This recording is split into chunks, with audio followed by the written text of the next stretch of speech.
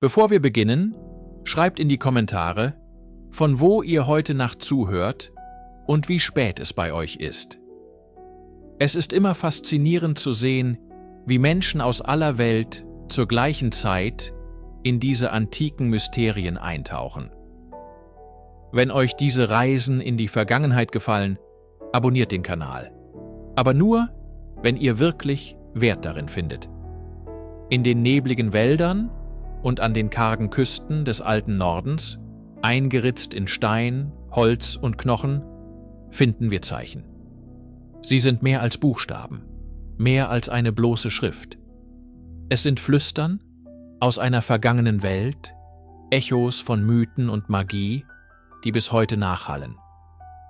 Wir begeben uns heute Nacht auf die Spuren des Futhark, um zu ergründen, ob diese kantigen Symbole wirklich nur ein Alphabet waren oder doch Schlüssel zu einem tieferen Verständnis des Kosmos. Guten Abend. Ich lade Sie ein, mit mir auf eine Reise zu gehen. Eine Reise in die nebligen Landschaften des alten Nordens. Stellen Sie sich einen moosbewachsenen Stein vor, der seit über 1000 Jahren in der Stille eines skandinavischen Waldes ruht. In seine verwitterte Oberfläche sind seltsame, kantige Zeichen geritzt. Dies sind die Runen. Für das moderne Auge mögen sie wie eine primitive Form des Schreibens erscheinen. Ein einfaches Alphabet, das von den Wikingern benutzt wurde, um Namen und kurze Gedenksprüche zu hinterlassen. Doch diese Interpretation, so korrekt sie in mancher Hinsicht sein mag, kratzt nur an der Oberfläche eines tiefen Ozeans aus Bedeutung und Mysterium. Die Runen waren weit mehr als nur Buchstaben. Jedes Zeichen war ein Symbol, ein Konzept, ein Fragment einer komplexen Weltsicht. Sie waren Phonem und Idee zugleich. Das Zeichen für F zum Beispiel, genannt Fehu, stand nicht nur für den Laut, sondern verkörperte auch den Begriff des Viehs, des Reichtums, des beweglichen Besitzes. Es war ein Wort, ein Bild und ein philosophisches Konzept in einem einzigen, eleganten Strich. In dieser Serie werden wir die populären Klischees von gehörnten Helmen und blutrünstigen Berserkern beiseite legen. Stattdessen werden wir uns den Runen mit dem Respekt und der intellektuellen Neugier nähern, die sie verdienen. Wir werden untersuchen, wie ein Schriftsystem entstehen konnte, in dem jeder Buchstabe einen eigenen Namen und eine tiefere, oft esoterische Bedeutung trug. Wir werden fragen, warum diese Zeichen so eng mit Vorstellungen von Magie, Schicksal und Weissagung verbunden waren. Dies ist keine Geschichte über einfache Kommunikation. Es ist die Geschichte über den Versuch, die fundamentalen Kräfte des Kosmos zu verstehen, zu benennen und vielleicht sogar zu beeinflussen. Es ist das Flüstern der Steine selbst, das wir zu verstehen suchen. Ein Echo aus einer Zeit, in der die Grenze zwischen dem Wort und der Welt, die es beschreibt, fließend und durchlässig war. Begleiten Sie mich, während wir lernen, dieser alten Stimme wieder zuzuhören. Bevor wir das erste Runenzeichen entschlüsseln, müssen wir noch weiter in die Vergangenheit reisen. In eine Zeit vor jeder Schrift im Norden. Wir begeben uns in die schwedische Provinz Bohuslän, zu den Felsritzungen von Tanum. Hier, auf glatten, von Gletschern polierten Granitfelsen, hinterließen Menschen der Bronzezeit vor über 3000 Jahren Tausende von Bildern. Dies sind keine Runen, aber sie sind der Nährboden, aus dem das symbolische Denken erwuchs, das die Runen später prägen sollte. Wenn wir diese Felsen betrachten, sehen wir eine Welt in Bewegung. Wir sehen langgestreckte Schiffe mit hochgezogenen Stiven, bemannt von Dutzenden von Ruderern, vielleicht reale Schiffe, vielleicht aber auch Seelenschiffe, die die Toten ins Jenseits tragen.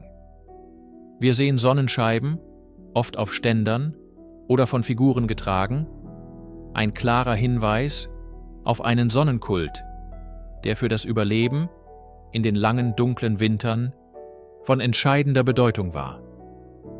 Es gibt Jagdszenen, bewaffnete Männer mit Äxten und Speeren und geheimnisvolle Figuren mit überdimensionierten Händen oder in rituellen Posen. Was wir hier beobachten, ist der menschliche Drang, die Welt nicht nur abzubilden, sondern sie in Symbolen zu deuten und zu bannen.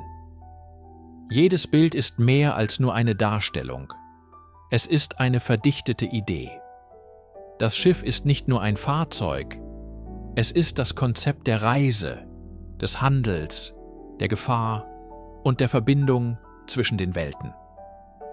Die Sonnenscheibe ist nicht nur ein Himmelskörper, sie ist Leben, Wärme, Zeit und göttliche Macht. Diese Felsritzungen sind eine nonverbale Sprache, ein gemeinsames Vokabular von Mythen und Überzeugungen, das über Generationen hinweg verstanden wurde. Aus dieser tiefen Tradition der symbolischen Darstellung, in der ein Bild eine ganze Geschichte erzählen kann, entsteht die Denkweise, die später die Runen ermöglichte.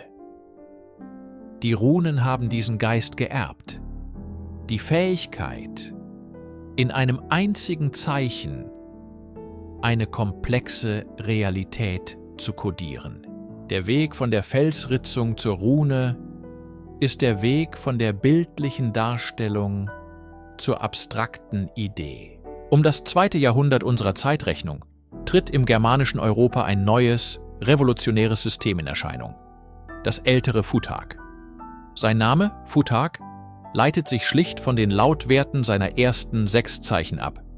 F, U, TH, A, R, K. Dies ist die älteste Form der Runenreihe, bestehend aus 24 Zeichen, die für fast 600 Jahre in Gebrauch bleiben sollte. Auf den ersten Blick scheint es ein Alphabet zu sein, und das war es auch.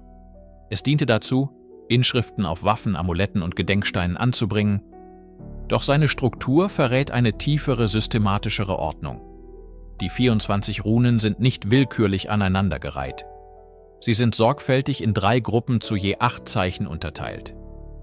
Diese Gruppen werden als Ættir bezeichnet, ein altnordisches Wort, das Familie oder Clan bedeutet. Jedes Et wird vermutlich nach dem Gott benannt, der mit seiner Thematik in Verbindung steht. Das erste Et nach Freyr und Freya, das zweite nach Heimdall und das dritte nach Tyr. Diese Dreiteilung ist kein Zufall. Sie spiegelt eine kosmologische Ordnung wider, eine Strukturierung des Wissens. Betrachten wir die erste Rune Fehu. Ihr Lautwert ist F. Ihr Name bedeutet Vieh oder Reichtum. Sie repräsentiert materiellen Besitz, aber auch die Energie des Anfangs, des Nährens und des Gedeihens. Die zweite Rune, Urus, Lautwert U, bedeutet Auerochse. Sie symbolisiert ungezähmte rohe Kraft, Vitalität und Ausdauer, die wilde Energie, die dem domestizierten Reichtum von Fehu gegenübersteht. Die dritte Turisaz steht für den TH-Laut und bedeutet Dorn oder Riese. Sie verkörpert Konflikt, Zerstörung, aber auch Schutz und die Kraft, Hindernisse zu überwinden. Bereits in diesen ersten 3 Zeichen sehen wir eine narrative und konzeptuelle Abfolge. Von friedlichem Besitz über rohe Kraft bis hin zum potenziellen Konflikt.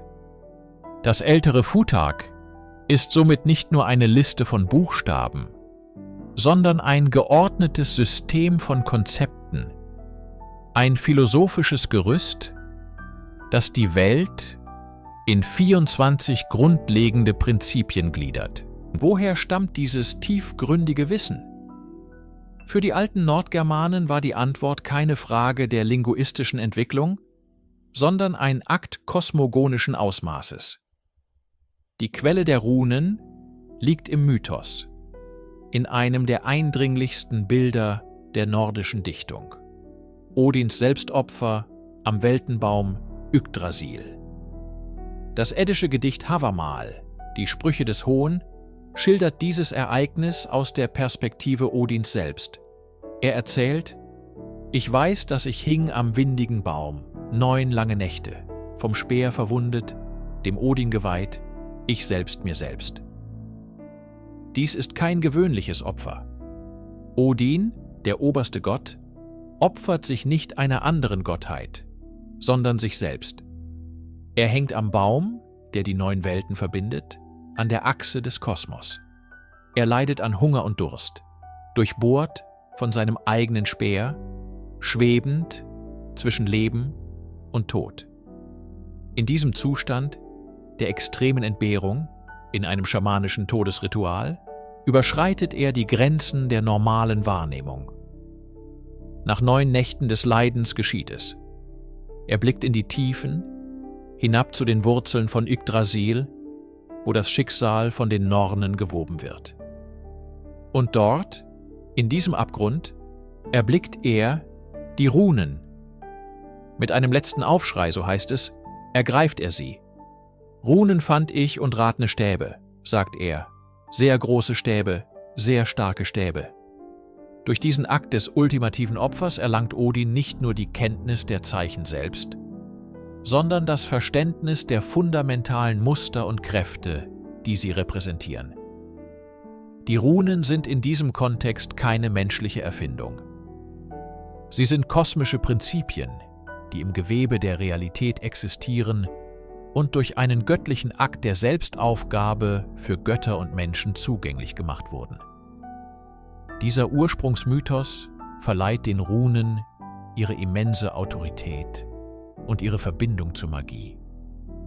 Sie zu kennen bedeutet, einen Einblick in die verborgene Mechanik des Schicksals zu haben. Sie zu nutzen bedeutet, mit den gleichen Kräften zu arbeiten, die Odin selbst durch sein Leiden errungen hat. Guten Abend.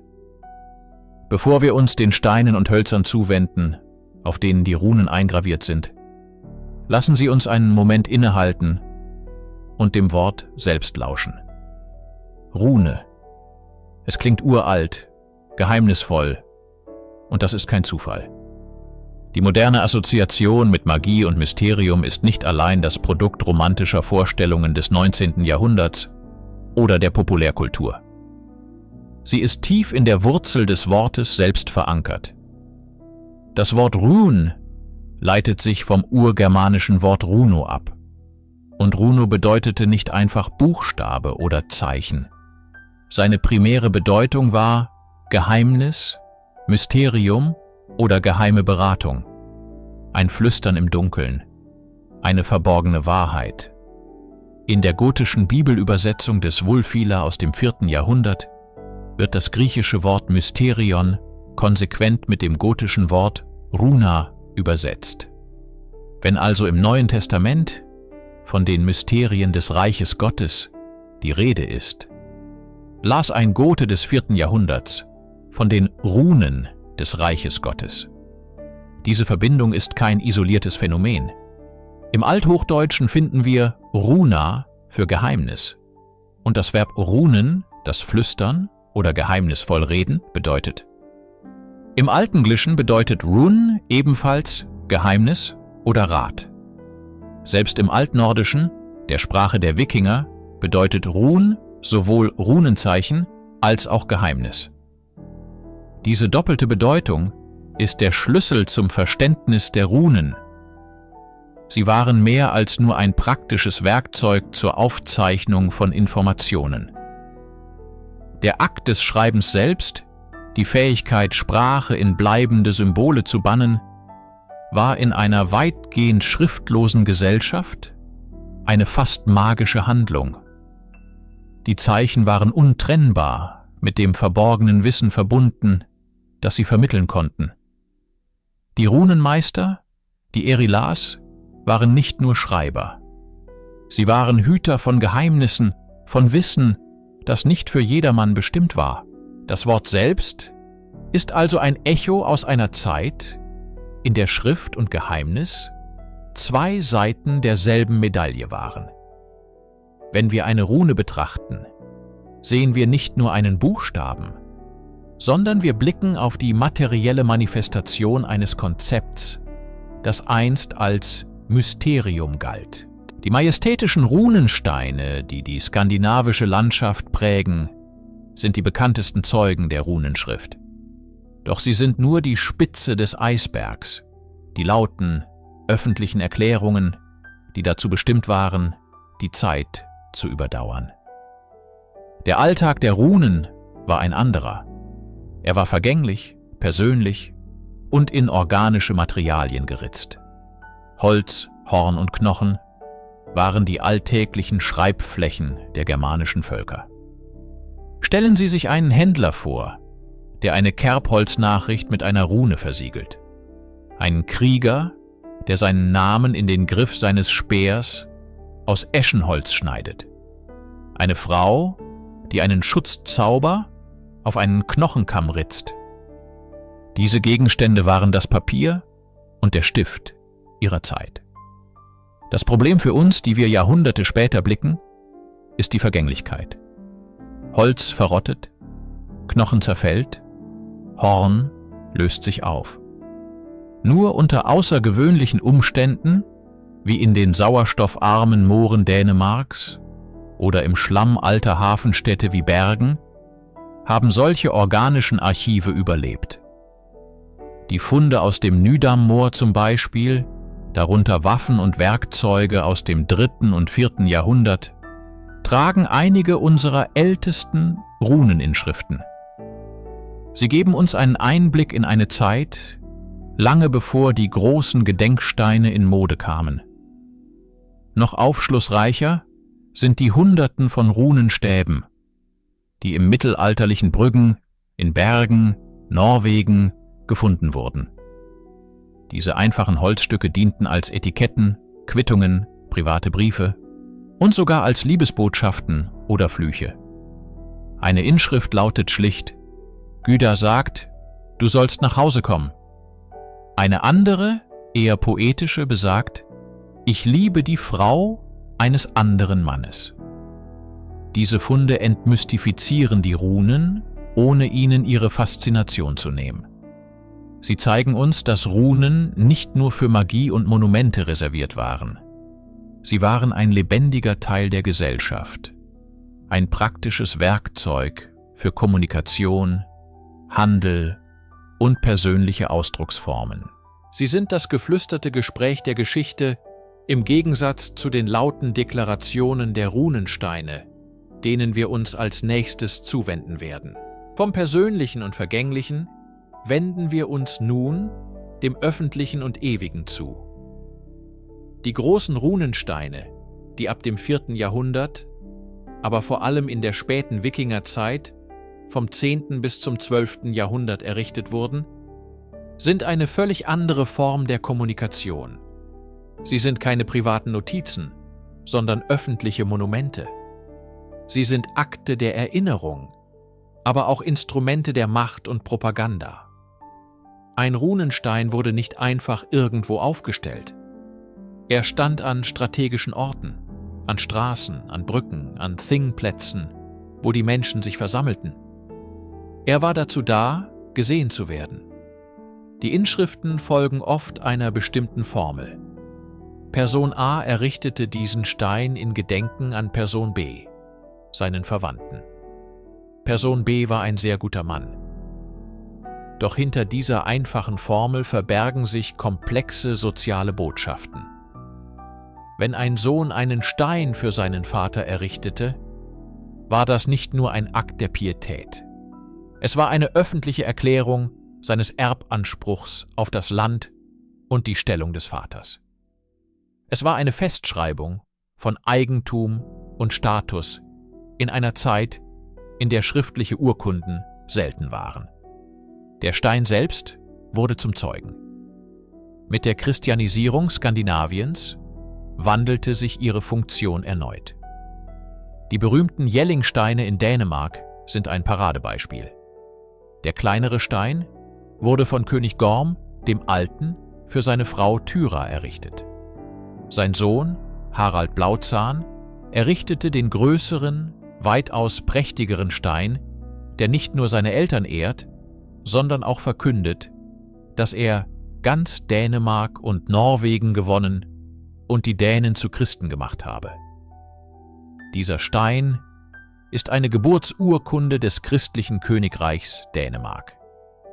Die kunstvollen Verzierungen, die Drachen und Löwen, die mit dem Text verwoben sind, machten diese Steine zu beeindruckenden Kunstwerken. Sie demonstrierten den Reichtum, den Geschmack und die Macht der Familie, die sie in Auftrag gab. Sie waren die Plakatwände der Wikingerzeit, die die Landschaft mit den Geschichten der Mächtigen prägten und deren Vermächtnis für die Nachwelt in Granit meißelten. Nachdem wir die vielfältigen Anwendungen der Runen betrachtet haben, von persönlichen Notizen bis hin zu königlichen Monumenten, wollen wir nun einen Schritt zurücktreten und das System selbst in den Fokus rücken. Wie war dieses Alphabet aufgebaut? Eine der wichtigsten Entdeckungen, die uns dabei hilft, diese Frage zu beantworten, ist der Kylvastein, gefunden auf der schwedischen Insel Gotland und datiert auf etwa 400 nach Christus. Der Stein selbst ist unspektakulär, eine einfache Kalksteinplatte, die als seitliche Abdeckung eines Grabes diente. Doch seine Inschrift ist von unschätzbarem Wert, denn auf ihm finden wir die älteste bekannte vollständige Auflistung der 24 Runen des älteren Futhark in ihrer traditionellen Reihenfolge. Von Fehu bis Otala. Diese Inschrift ist unser ABC der Runenwelt, ein grundlegendes Dokument, das die Ordnung des gesamten Systems bestätigt. Der Name Futhark leitet sich, ähnlich wie unser Wort Alphabet, von Alpha und Beta, von den ersten 6 Runen dieser Reihe ab. F, U, T, H, A, R, K. Die Entdeckung des Kylvasteins war monumental, weil sie bewies, dass die Reihenfolge der Runen, die wir aus späteren Manuskripten kannten, bereits im 5. Jahrhundert fest etabliert war. Doch sie wirft auch eine faszinierende Frage auf. Warum diese Reihenfolge? Im Gegensatz zum lateinischen Alphabet, dessen Ordnung weitgehend auf dem phönizischen Vorbild beruht, scheint die Futhark-Reihenfolge einzigartig und absichtsvoll. Die 24 Runen sind in 3 Gruppen zu je 8 Runen unterteilt, die als Ættir bekannt sind. Akademiker haben unzählige Theorien über die Bedeutung dieser Struktur aufgestellt. Gibt es eine numerologische Logik, eine kosmologische oder mythologische Erzählung, die sich in der Abfolge verbirgt? Oder ist die Anordnung phonetisch begründet, auch wenn dies nicht sofort ersichtlich ist? Der Kylvastein gibt uns die Daten, aber nicht die Antwort. Er ist wie eine Inhaltsangabe eines Buches, dessen Text wir nur in Fragmenten besitzen. Er zeigt uns die Struktur des Wissens, aber das Geheimnis, warum es genau so strukturiert wurde, bleibt eines der beständigsten Rätsel der Runologie. Wir betreten nun ein Gebiet, das von Mythen und modernen Interpretationen durchzogen ist. Die Verwendung von Runen zur Weissagung. Die Vorstellung eines weisen Sehers, der kunstvoll geschnitzte Steine oder Holzstücke wirft, um die Fäden des Schicksals zu entwirren, ist ein starkes Bild, das tief in der Populärkultur verankert ist. Doch wie viel davon ist historisch belegt und wie viel ist eine neuzeitliche Projektion? Die wichtigste, wenn auch problematische Quelle, die oft zitiert wird, ist Tacitus' Germania aus dem 1. Jahrhundert. Er beschreibt ein germanisches Volk, das Zweige eines fruchttragenden Baumes in Stücke schneidet, sie mit bestimmten Zeichen markiert und sie auf ein weißes Tuch wirft, um aus ihrer Anordnung die Zukunft zu deuten. Obwohl dies verlockend klingt, gibt es mehrere Hürden. Tacitus schrieb dies Jahrhunderte vor der Entstehung des älteren Futharks, wie wir es kennen. Die von ihm erwähnten Zeichen waren nicht zwangsläufig Runen. Zudem war er ein Römer, der über Völker schrieb, die er nie aus erster Hand beobachtet hatte. und seine Arbeit ist von römischen Vorstellungen des edlen Wilden geprägt. Archäologische Funde von einzelnen Runen auf Amuletten oder Waffen deuten auf eine magische, schützende oder weihende Funktion hin. Aber es gibt keinen einzigen Fund eines kompletten Runensets, das eindeutig für die Divination bestimmt war, wie wir es heute aus esoterischen Geschäften kennen. Die Sagas, die Jahrhunderte später niedergeschrieben wurden, erwähnen zwar Magie und Schicksal, beschreiben aber keine spezifische Methode des Runenwerfens zur Weissagung. Sie sprechen von Losen, die geworfen werden, aber die Verbindung zu Runen ist bestenfalls implizit. Es ist daher eine intellektuelle Gratwanderung.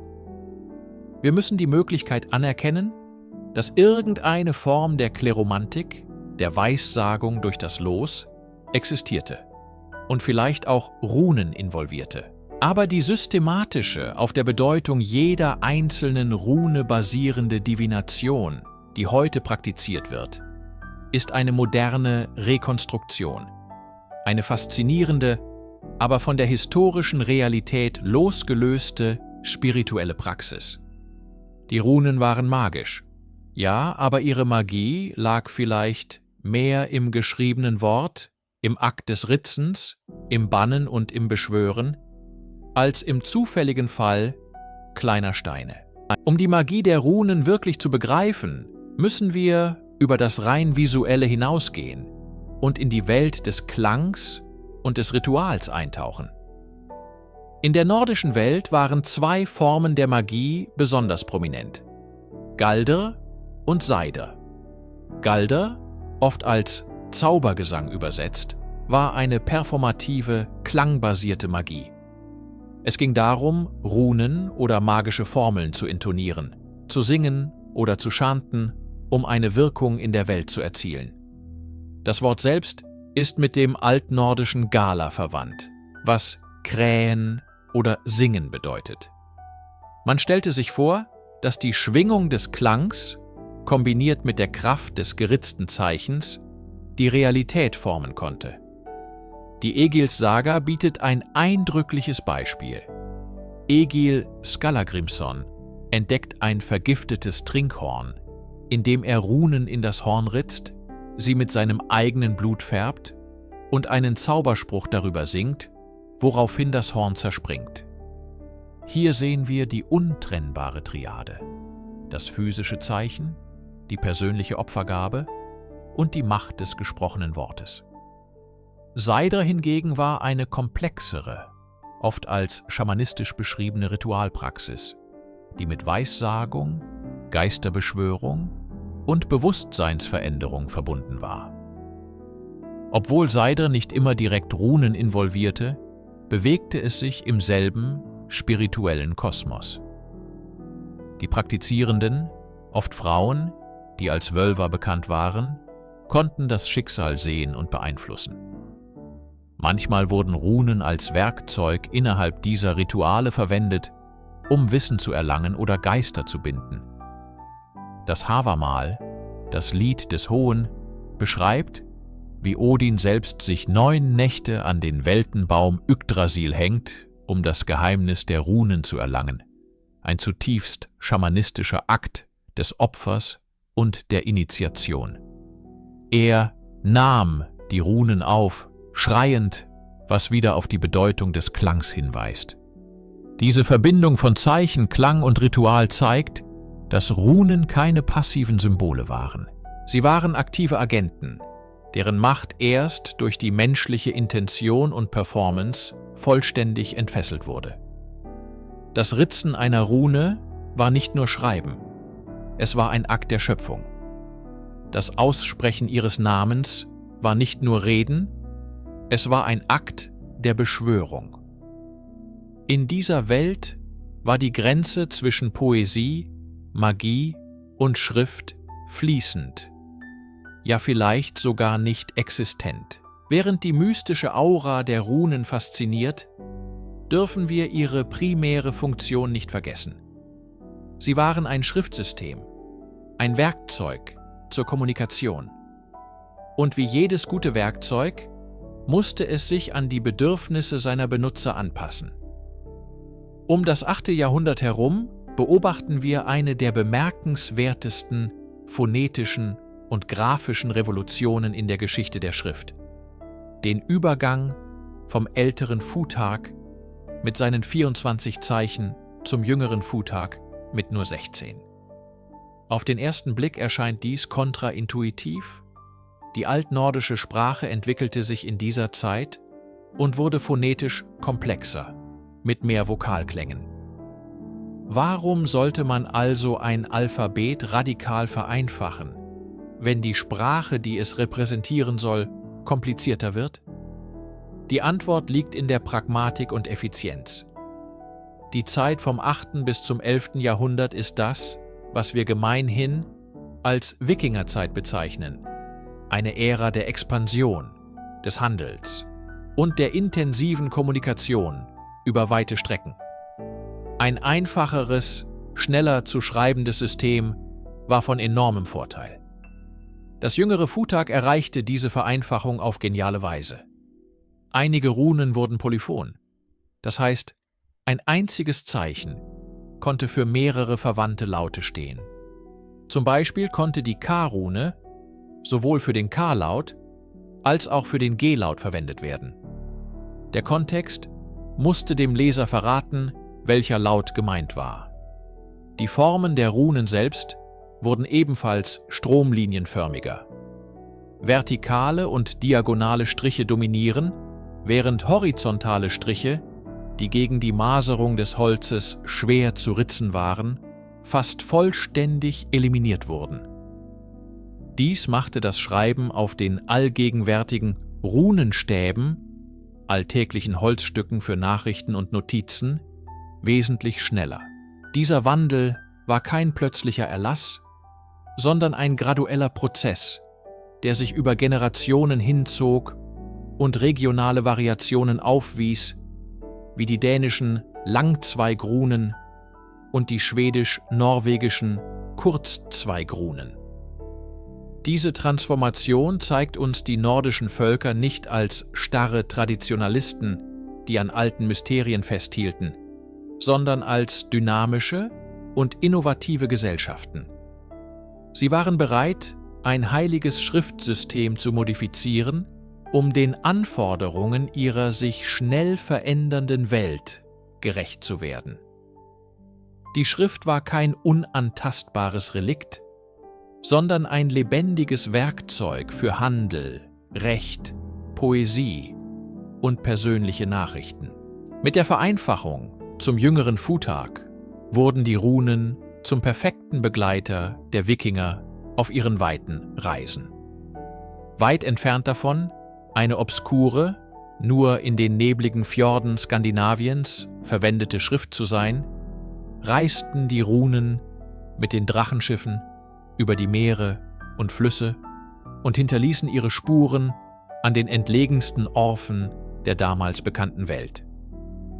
Sie wurden zum Symbol einer vernetzten, mobilen und multikulturellen Gesellschaft.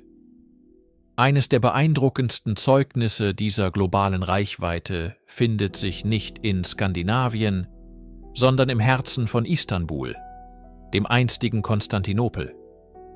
In der Hagia Sophia, der prächtigsten Kirche der Christenheit, ritzte ein nordischer Söldner, vermutlich ein Mitglied der varägischen Garde des byzantinischen Kaisers, seinen Namen in die Marmorbalustrade der oberen Galerie. Halfdan war hier. Diese einfache, fast beiläufige Inschrift ist ein kraftvoller Beleg für die Präsenz der Nordmänner am Zentrum der Macht. Sie zeigt, dass das Ritzen von Runen eine alltägliche Handlung war, ein Weg, die eigene Existenz an einem fremden Ort zu verewigen. Ein weiteres faszinierendes Beispiel ist der Piräuslöwe, eine antike griechische Marmorstatue, die jahrhundertelang den Hafen von Athen bewachte. Im 11. Jahrhundert ritzten skandinavische Söldner, die ebenfalls im Dienst des byzantinischen Kaisers standen, eine lange, komplexe Inschrift in Form eines Lindwurms in die Schulter, und die Flanken des Löwen. Obwohl die Inschrift heute stark verwittert und schwer zu entziffern ist, erzählt sie von Kriegern, die weit von ihrer Heimat entfernt kämpften und starben. Die Statue selbst wurde später als Kriegsbeute nach Venedig gebracht, wo sie noch heute steht. Ein stummer Zeuge der verschlungenen Wege der Geschichte. Von den Handelsplätzen an der Wolga in Russland, wo Runen auf arabischen Silbermünzen gefunden wurden, bis zu den Orkney-Inseln und Grönland im Westen. Die Runen markierten die Routen der Wikinger. Sie waren nicht nur Träger von Magie oder epischen Gedichten, sondern auch von Rechnungen, Verträgen, Eigentumsmarkierungen und kurzen Nachrichten. Sie waren die funktionale, flexible Schrift einer Kultur in Bewegung. Ein Beweis dafür, dass die Wikinger nicht nur Plünderer, sondern auch Händler, Entdecker und integraler Bestandteil eines globalen Netzwerks waren. Guten Abend. Wir treten nun aus der Wikingerzeit in das Hochmittelalter ein, eine Epoche des tiefgreifenden Wandels in Skandinavien. Mit der Christianisierung und der Etablierung organisierter Königreiche hielt auch eine neue Schrift Einzug, das lateinische Alphabet. Man könnte annehmen, dies hätte das sofortige Ende der Runen bedeutet. Doch die Realität ist, wie so oft, weitaus nuancierter. Die Runen verschwanden nicht, sie passten sich an. Aus dem jüngeren Futag entwickelte sich das, was wir heute als mittelalterliches Futag bezeichnen. Diese Entwicklung war keine Verdrängung, sondern eine Koexistenz und eine pragmatische Reaktion auf neue phonetische und administrative Bedürfnisse. Das jüngere Futag mit seinen 16 Zeichen war phonetisch unpräzise. Eine einzige Rune konnte für mehrere verwandte Laute stehen. Solange die Sprache und die Kontexte vertraut waren, funktionierte dies. Doch als die Gesellschaft komplexer wurde und die altnordische Sprache sich weiterentwickelte, wuchs der Bedarf an Eindeutigkeit. Das lateinische Alphabet bot hier ein klares Vorbild. Ein Zeichen für einen Laut.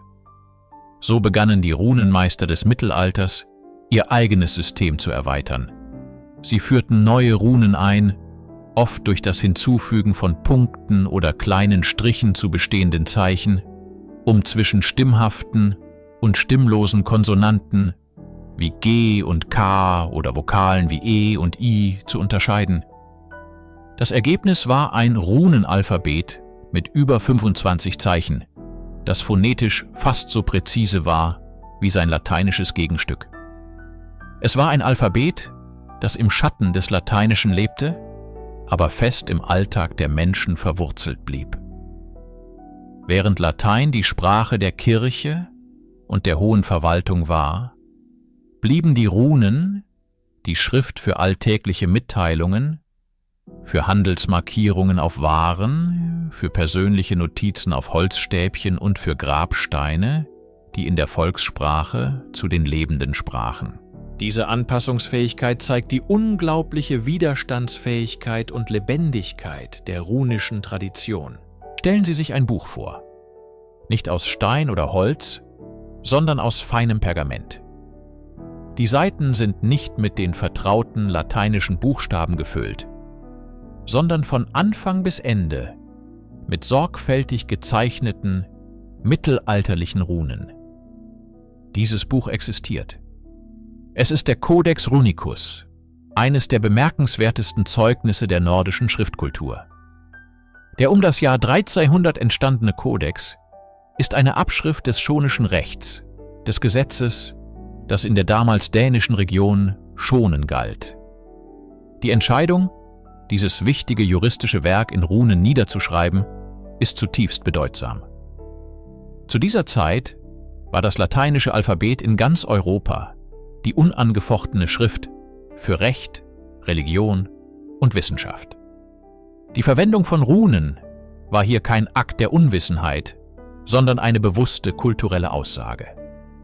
Es war eine Erklärung, dass das lokale, angestammte Recht auch in der lokalen, angestammten Schrift bewahrt werden sollte.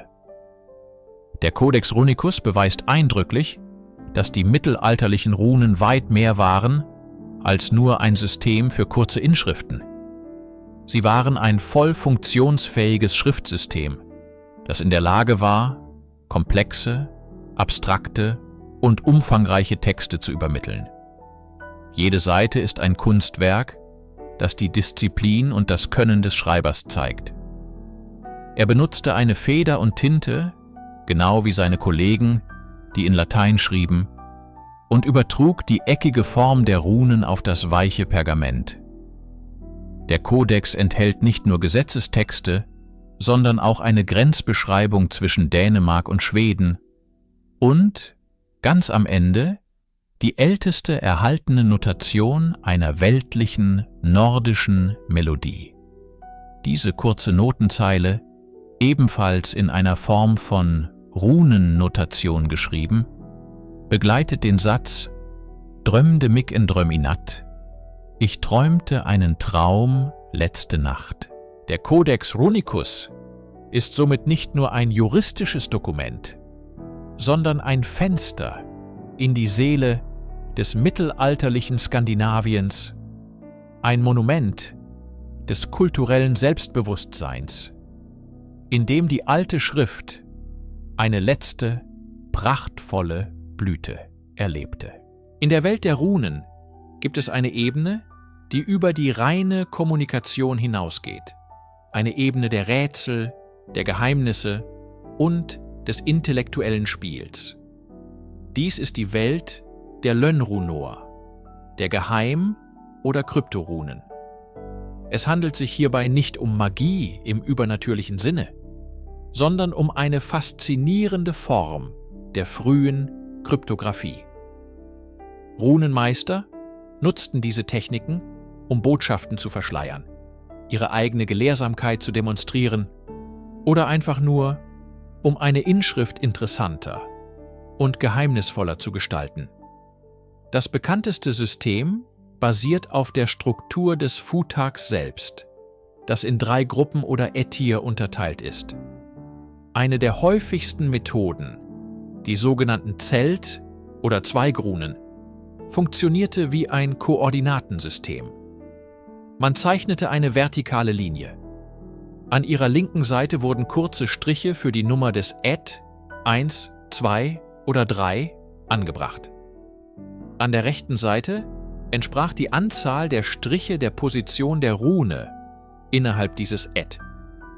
Um beispielsweise die Rune K zu verschlüsseln, die zweite Rune des zweiten Ätt, würde man 2 Striche links und 2 Striche rechts des Stammes anbringen. Das Ergebnis ist ein abstraktes, zweigartiges Symbol, das für den Uneingeweihten völlig unverständlich ist. Es gab auch andere, einfachere Methoden, wie das Vertauschen von Runen, das Schreiben von rückwärts oder das Ersetzen durch andere Symbole. Diese verschlüsselten Passagen finden sich auf zahlreichen Runensteinen, oft neben dem Klartext. Sie verbergen meist keine Staatsgeheimnisse, sondern oft den Namen des Runenmeisters selbst, eine Art versteckte Signatur, die nur von anderen Kennern der Kunst gelesen werden konnte. Die Lönrunor zeigen uns, dass die Runenmagister nicht nur Handwerker waren. Sie waren Gelehrte, die sich an intellektuellen Herausforderungen erfreuten. Sie spielten mit ihrer Schrift, testeten ihre Grenzen aus und schufen eine zusätzliche Bedeutungsebene, die uns daran erinnert, dass der menschliche Geist schon immer eine Freude an Codes, Rätseln und dem Verborgenen hatte. Wir stehen nun vor einem der größten Monumente der europäischen Literaturgeschichte, auch wenn es nicht auf Papier, sondern auf Granit geschrieben ist. Der Rögstein in Östergötland, Schweden, ist die längste und wohl komplexeste Runeninschrift, die wir kennen. Errichtet im frühen 9. Jahrhundert ist er kein einfaches Denkmal, sondern ein tiefgründiges, poetisches und rätselhaftes Meisterwerk, das uns bis heute vor ungelöste Fragen stellt. Der Stein wurde von einem Mann namens Varin zum Gedenken an seinen verstorbenen Sohn Wemmot errichtet. Doch die Inschrift geht weit über eine simple Trauerbekundung hinaus. Sie ist eine Reise durch Mythos, Geschichte und persönliche Reflexion. Varin spricht nicht nur als trauernder Vater, sondern als Bewahrer alten Wissens. Er webt ein dichtes Netz aus Anspielungen auf verlorene Mythen und heldenhafte Sagen. Eine Passage scheint sich auf den gotischen König Theoderich den Großen zu beziehen, dessen Reiterstandbild hier in einem mythischen Licht erscheint. Der Text ist in verschiedenen Verschmaßen verfasst, darunter dem eddischen Fornyrdislag, was auf eine hochentwickelte literarische Tradition hindeutet. Doch das Faszinierendste am Rögstein ist seine bewusste Verschleierung. Varin verwendet verschiedene Formen der Kryptographie, der Lönnrunor, um Teile seiner Botschaft zu verbergen. Er stellt dem Leser direkte Rätsel, fragt, wer vor 9 Generationen geboren wurde oder welche 2 Dinge von 12 Göttern auf dem Schlachtfeld erbeutet wurden. Diese Fragen sind nicht nur rhetorisch, sie scheinen auf einen kosmischen Kampf und den Kreislauf von Rache und Schicksal anzuspielen. Einige Forscher interpretieren den Text als Ausdruck einer tiefen Angst vor einer Klimakatastrophe, einer Fimbulwinter-ähnlichen Krise und als Versuch, durch das Rezitieren von Mythen das kosmische Gleichgewicht wiederherzustellen. Der Rögstein ist mehr als eine Inschrift. Er ist ein Monolog, der über die Jahrhunderte hinweg zu uns spricht. Über Verlust, Erinnerung und die verzweifelte Suche des Menschen nach Sinn angesichts der gewaltigen Kräfte des Kosmos. Er ist der unumstößliche Beweis für die literarische und intellektuelle Tiefe, die in der Welt der Runen möglich war. Jede Schrift, so robust sie auch erscheinen mag, ist ein fragiles Ökosystem, abhängig von den Menschen, die sie nutzen, und der Kultur, die sie trägt. Der Niedergang der Runen war kein plötzlicher Kollaps, sondern ein langsames Verblassen, ein Prozess, der über Jahrhunderte andauerte. Der entscheidende Faktor war die Christianisierung Skandinaviens und der damit einhergehende Aufstieg des lateinischen Alphabets. Mit den neuen Kirchen, Klöstern und der neuen Verwaltung kam eine neue Schrift, die als Medium der heiligen Texte, der Gesetze und des internationalen Austauschs galt. Die Runen, tief verwurzelt in der heidnischen Vergangenheit, wurden zunehmend als Relikt einer alten, unzivilisierten Zeit betrachtet. Sie verschwanden nicht über Nacht. In entlegenen Tälern, wie in Dalarna in Schweden, überlebten sie in Form der Dalrunen bis ins 19. Jahrhundert hinein, eine faszinierende letzte Blüte. Auch für Kalenderstäbe, die sogenannten Rimstökur, blieben sie lange in Gebrauch. Doch im großen Ganzen verstummten die Runenmeister.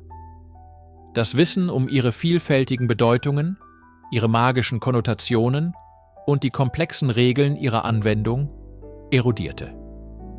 Steine verwitterten, Holzschnitzereien verrotteten und das kulturelle Gedächtnis verblasste.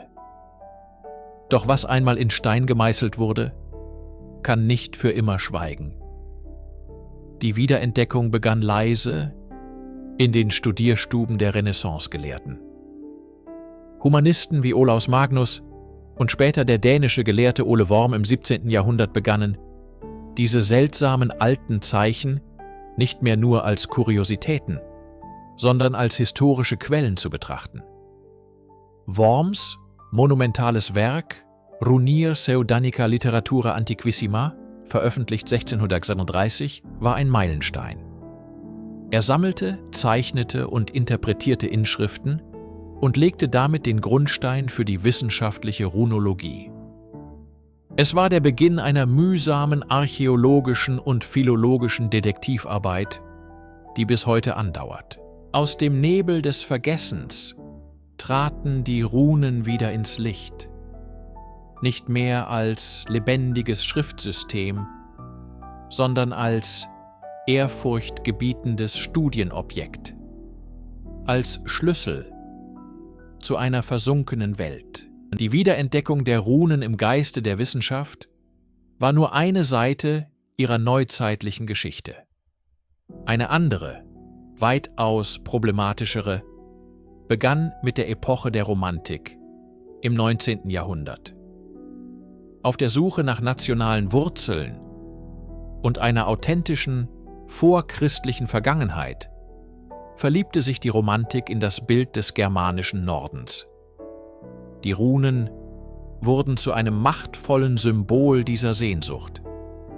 Man sah in ihnen nicht mehr primär eine Schrift, sondern den Ausdruck einer ursprünglichen germanischen Seele, eine mystische Verbindung zu den Ahnen und einer vermeintlich reinen, heroischen Vergangenheit.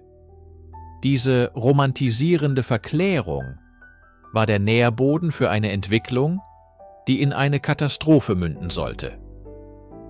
Im späten 19. und frühen 20. Jahrhundert begannen völkische und ariosophische Zirkel, die Runen systematisch für ihre rassistischen Ideologien zu missbrauchen. Autoren wie Guido von List in Österreich schufen völlig neue esoterische Runenreihen und fantasierten ihnen eine geheime, mystische Bedeutung an, die sie als Weisheit einer arischen Priesterkaste darstellten. Diese pseudowissenschaftlichen Ideen, losgelöst von jeder historischen Realität, vergifteten die Wahrnehmung der Runen. Der tragische Höhepunkt dieser Vereinnahmung war die Nutzung durch den Nationalsozialismus. Symbole wie die Sig-Rune für die SS oder die Odal-Rune wurden zu Zeichen eines mörderischen Regimes. Sie wurden ihrer ursprünglichen vielschichtigen Bedeutung beraubt und zu hohlen Emblemen von Hass und Gewalt pervertiert. Dieses dunkle Kapitel hat eine tiefe Wunde in der Rezeptionsgeschichte der Runen hinterlassen. Es hat die wissenschaftliche Auseinandersetzung lange überschattet und führt bis heute dazu, dass diese alten Schriftzeichen oft mit einer Ideologie in Verbindung gebracht werden, die ihrem wahren, historischen Geist diametral entgegensteht. Die Runen der Wikingerzeit kannten keine Rassenlehre. Sie waren die Schrift von Bauern, Händlern, Kriegern und Dichtern. Ihre Vereinnahmung ist eine Mahnung, wie leicht kulturelles Erbe für finstere Zwecke instrumentalisiert werden kann. Nach dem Schock des Zweiten Weltkriegs schien die Beschäftigung mit Runen lange Zeit tabu. Doch in den letzten Jahrzehnten des 20. Jahrhunderts erlebten sie eine erneute Renaissance. Diesmal im Kontext der New Age und neuheidnischen Bewegungen.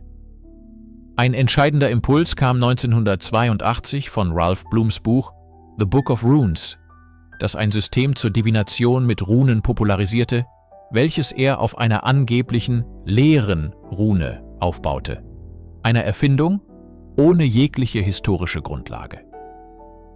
Diese und ähnliche moderne Systeme vermischen oft historische Versatzstücke mit Konzepten aus dem Tarot, der Astrologie oder der Kabbala. Sie weisen den Runen feste, oft psychologisierende Bedeutungen für die Lebensberatung zu. Aus der Perspektive der historischen Wissenschaft ist diese Herangehensweise zutiefst problematisch. Die Runologie ist eine seriöse akademische Disziplin. Sie stützt sich auf harte Fakten, auf die Archäologie, die uns die Runensteine und Artefakte liefert, auf die Linguistik, die uns hilft, die alten Inschriften zu entziffern und ihre sprachliche Entwicklung nachzuvollziehen, und auf die vergleichende Religionswissenschaft, die Bezüge in alten Texten wie der Edda untersucht. Für einen Runologen ist die Bedeutung einer Rune das, was die Menschen der damaligen Zeit nachweislich damit verbanden. Die Tivas-Rune steht für den Gott Tyr, weil die Runengedichte es sagen. Die Fehu-Rune steht für Vieh und Reichtum, weil ihr Name genau das bedeutet und Inschriften den Kontext bestätigen. Die moderne Esoterik hingegen projiziert heutige spirituelle Bedürfnisse und psychologische Konzepte in die Vergangenheit. Sie schafft ein neues System, das zwar die alten Symbole verwendet, sie aber mit neuen, ahistorischen Inhalten füllt. Es ist wichtig, diese beiden Ansätze klar zu trennen. Das eine ist der legitime Versuch, durch persönliche Spiritualität Sinn zu finden. Das andere ist der wissenschaftliche Versuch, die Vergangenheit so akkurat wie möglich zu rekonstruieren. Die Runen der Geschichte sind keine Orakelkarten mit universellen Antworten für das moderne Leben. Sie sind die authentische, oft sperrige und manchmal rätselhafte Stimme einer fernen Kultur. Wir haben eine lange Reise hinter uns, von den nebligen Ursprüngen der Runen bis zu ihren modernen Interpretationen. Wir haben sie als Schrift, als magische Zeichen, als Symbole nationaler Identität und als Werkzeuge der Esoterik betrachtet. Was also bleibt? Was ist das ewige Echo der Runen, das durch die Jahrhunderte bis zu uns dringt? Ihre beständigste Botschaft ist vielleicht ihre schlichte Menschlichkeit. Wenn wir vor dem Rögstein stehen, hören wir nicht nur ein mythologisches Rätsel, sondern die Stimme eines Vaters, der um seinen verlorenen Sohn trauert. Wenn wir die Kritzeleien in der Hagia Sophia oder am Piräuslöwen entziffern, begegnen wir dem universellen menschlichen Bedürfnis zu sagen: Ich war hier. Mein Leben hatte eine Bedeutung. Die Runen sind kein verlorenes Geheimwissen, das uns übernatürliche Kräfte verleiht. Ihre wahre Magie liegt in ihrer Fähigkeit, eine Brücke über den unüberwindbaren Abgrund der Zeit zu schlagen. Sie verbinden uns direkt, ohne Filter, mit den Gedanken, Sorgen und Hoffnungen von Menschen, die vor über 1000 Jahren gelebt haben. Sie erinnern uns daran, dass diese Menschen uns ähnlicher waren, als wir oft denken. Sie liebten, hassten, handelten, prahlten und trauerten. Die Runen fordern von uns intellektuelle Bescheidenheit. Sie widerstehen einfachen Antworten und schnellen Deutungen. Jede Inschrift ist ein Puzzle, das sorgfältige Analyse und Respekt vor dem historischen Kontext verlangt. Sie lehren uns, die Vergangenheit nicht als Spiegel für unsere eigenen Wünsche zu missbrauchen, sondern ihr aufmerksam zuzuhören, auch wenn ihre Stimme leise und ihre Sprache fremd ist.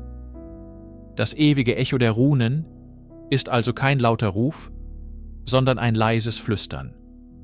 Es ist das Flüstern des Windes über den Grabhügeln, das Kratzen einer Messerspitze auf Knochen, die stille Beständigkeit von in Stein gemeißelten Worten. Sie sagen uns, dass Geschichte nicht nur aus großen Schlachten und den Taten von Königen besteht, sondern aus unzähligen einzelnen Leben. Und dass der Wunsch, eine Spur zu hinterlassen, so alt ist wie die Menschheit selbst.